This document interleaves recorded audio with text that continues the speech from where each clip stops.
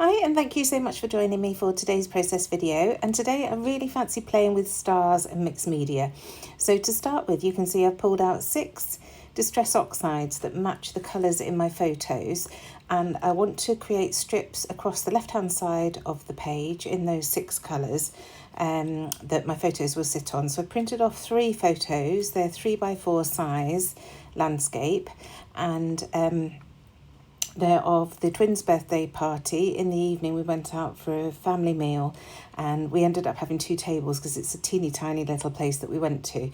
And the kids all sat on one table and they saw the board games that they have in this pub that we went to, and they pulled them out. And this is Amelia trying to play Operation, having had quite a few alcoholic drinks. It was quite funny to watch. And her brother snapped some photos. I think it was James who snapped some photos. So these are them. So you can see I've pulled out my Hey Little Magpie clear stamps. I've got the brushstrokes one here, and I'm just using one of the brushstroke stamps to stamp the ink down. So I'm using distress oxides and adding water to them before I stamp them down. So the yellow I've used is fossilized amber. The orange is spice marmalade. That pink that didn't work very well is spun sugar. It was a little bit too pale, and when you water it down, it just sort of turns to nothing.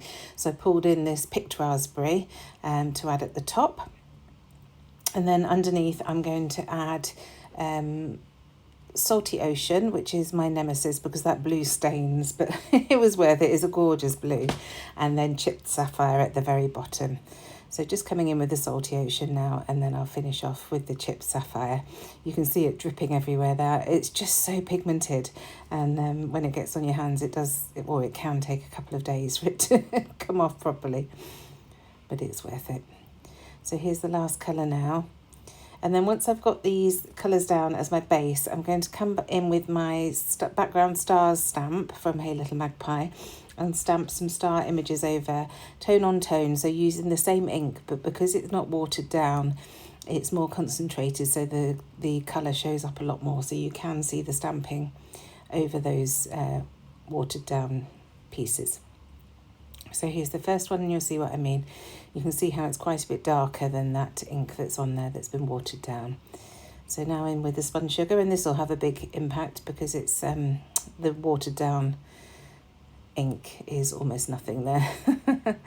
And I'm trying to vary the stars that I'm using as well as the colours as I go down the strip.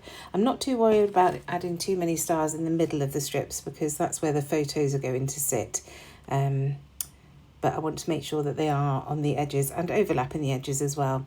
And you can probably see at the top of the screen, I have used the coordinating dies to go with these stamps to cut out some stars, just using scraps of paper, and again, focusing on the colours that I've used on this layout. So some of the stars I've layered together to die cut so that you get a frame rather than a full solid star. So I've taken a bigger star and then layered the smaller star inside that and cut out the paper, and that's what gives you the frame, and you also get the bit inside the smaller star, so it's like getting 2 stars for the price of 1 if you like. So I'm just going in with some bigger stars now and stamping those about. Just want to get lots of variation on the background, and looking at the final layout, it creates a great impact. A lot of it is covered, but it really is worth doing all these different steps to get this background sorted. So not long to go, and you can see here that I am starting to overlap some of the colours. So I've taken that yellow down onto the blue, and it does turn a bit green, but it just adds some interest. So it's really nice to do that with the varying colours. And I've tried to keep the colours in rainbow order for this one. So next I wanted to come in with some black, just because black really makes the colours pop. So I'm just adding a few stamped images using my archival ink in black, just to get nice crisp images there. If I use black soot and then decided to come in with some splatters, which I think I do at the end, these could potentially bleed, and I really didn't want that to happen on the black images. I wanted them to stay nice and crisp, hence the reason for using the archival ink. Now this one just didn't quite stamp properly, so I'm just coming back in with the stamp, messing about, trying to work out which way around it went, but there you go. I'll stamp that, just a couple more I think, and then we're done. So that's the background finished more or less. I want to map the photo straight onto black card. I'm not adding a white border this time because space is quite precious when I'm using 3 photos. They're, I think I mentioned 3x4, so they're relatively big and they are going to have to overlap one another slightly. So I'm just going straight in with the black and you'll see how that really makes those photos pop. So I'm very pleased that I did that. So just using my scissors to trim them out just to get a nice thin border around each of the photos. And then once I've got these sorted, I can come in with those lovely die cut stars and dot those about as well. And looking at this, I definitely could have stopped at this stage. I didn't need the paper on the page, but again, it's creating a different texture and dimension, and it really does add to the finished overall effect. So just getting those photos stuck down first, and just being careful how I layer them up so that I'm not losing too much information from the photos. So I'm going to add this, tuck it under the top and then over the bottom photo. There we go. So here are those lovely stars. And these are all just from scraps. I just went through my scraps envelopes and chose some colours that were close to the colours of ink that I was using.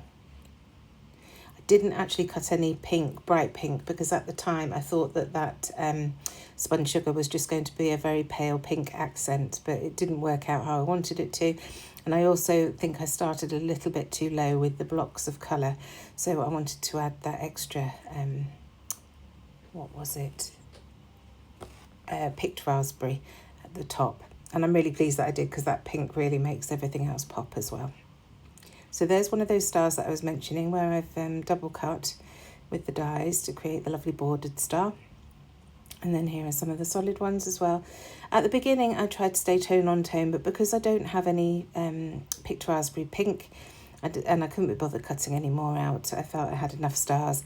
I do end up adding some knot on the colour of the ink, if that makes sense. So I have got some orange ones at the top where the bright pink is. But it all looks really good at the end. I'm still very happy with it. I do wonder if I should have gone and die cut some pink, but I think because pink is such a small part of the colours in the photos, I wasn't too bothered about having that there. So you can see here some of the stars I'm overlapping both each other and onto the edges of the photo where it's not taking away from the story that the photo is telling. I'm happy for the stars to overlap onto that photo there. And some of them will go slightly over the edge of the cardstock as well, and I'll just trim those edges off. Just having a look through to see what else I've got. I want to make sure that I've got a good variation of the colours. I cut plenty of stars out, so I've got different sizes and different colours, and I want to make sure that they're all appearing on the page. I love that navy blue. We don't get that many navy blue papers, do we, in scrapbooking? That was from a recent Simple Stories collection, and I really enjoy that. So just checking that everything's stuck down there and tapping off the dust off the paper. And you can see I'm just using my fingernails just to rough up the edges ever so slightly of those stars, just so that they're not flat on the page. And again, it's just creating a bit of interest there. So just using my finger and thumb to rough up those each of the points, or each of the points of the stars. I want this one to overlap that orange open star, and I think that's pretty much it. So I'm going to come in with an LE Studio block alphabet stamp. This is the Max alphabet stamp, and I want to spell out the word operation. That was the game that they were playing, so I wanted to spell that out. So this is how I do it. When it's a word where I've got all the letters, I'll lay them down and then pick them up with my stamp block. So I'm using a 0 for the second O on this, you can see there. And I have got an exclamation mark, so I'm going to add that as well. And then I'm just moving them to where I think I want them. I don't want them in a straight line, I do want them up and down. And then I'll pick them up with a long stamp block so that I can stamp them all at once. And I'm going to stamp them in archival ink. I'm going to use a ballpoint pen to outline them because the ink wasn't terribly black. I don't know whether I need a new ink pad or whether it just needed a couple of presses of the ink. I'm not quite sure. But it's absolutely fine, but just outlining with that ballpoint pen gives a great definition. And then when I do that, you can see I've got the orange on the left-hand side there. That's that spice marmalade that I used at the beginning. And I am going to come in with that and create a shadow in orange. And that really makes that title pop. So here I am just going over the outline of each of the letters. I start from the right and move to the left because I'm left-handed, so I just find that easier. And then here's the orange ink. So just re-inking those letters. I haven't moved them at all. I've kept them on the block. And then I'm just offsetting it slightly to the right and slightly higher up to get that lovely shadow. So now I wanted to bring in some splatters around that word in the yellow. So just using my fine brush and a little bit of water, and I'm just splattering that around that title. And then I'm going to start embellishing. So I pulled some bits out of my drawers. I've got this lovely smiley face leatherette piece from Hey Little Magpie in purple, and that works really nicely down there. And then this little ribbon tab with a balloon dog on, which I thought was cute, along with that yellow and white spotty heart, a suede heart, and it just creates a really nice cluster at the bottom there. And then here at the top, I wanted that tab to add the date, although it's obvious that it's there 18th to me. I still wanted to add the date up there. And then I've just pulled out some of the 49er market tickets to add as a layer underneath that tab. I just felt that it needed something at the top there. So I've gone for the pale blue. I think that's ocean. I've got a red one and a mustard one. I can't remember the colours now. So here's my roller date stamp. So just adding the date of the 18th, which is the 17th of June this year. Just adding it onto scrap white card and then cutting it out. If you've watched my videos before, you'll know that this is what I tend to do to add my date to my layouts. And then I'm going to add some journaling underneath the title. I just wanted to leave those splatters to dry before adding my journaling. And then I'm going to focus in on the right hand side of the layout. I just felt it was very, very plain on the right hand side. So I'm just going to bring in a couple of really thin slivers of paper just to bring the colours in the paper over to the right. So I'm using that gorgeous navy blue because that's got all of the colours in the push pins on that paper. All the colours that I'm using are in there. And then I've also got this gorgeous graph, orange graph paper. So I'm going to cut a smaller piece of that. So just trimming the end off. And that will overlap. And then I wanted to fill in the gap on the right hand side of the title.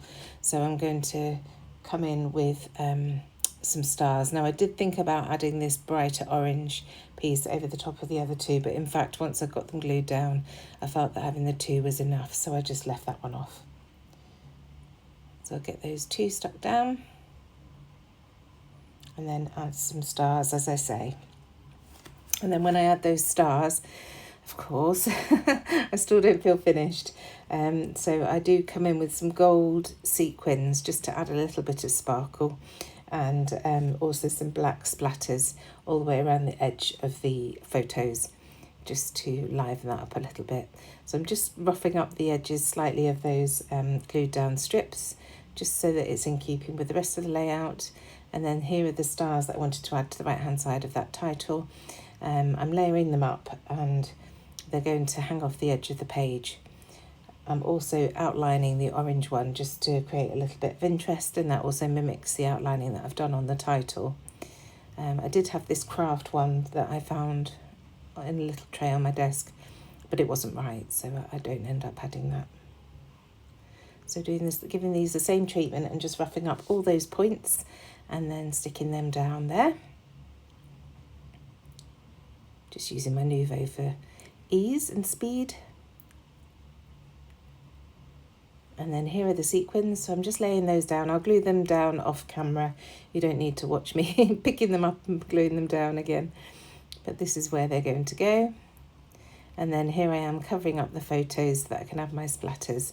So black soot, and again my small paintbrush just so that I get nice fine smattering of black dots all the way about that photo mat.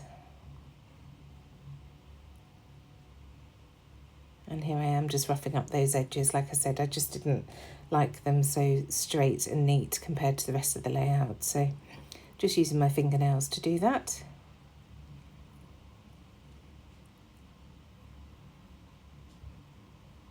And then trimming off those excess pieces of that star. And that's it. Thank you so much for joining me. I hope this has provided some inspiration. I'll see you again soon. Bye.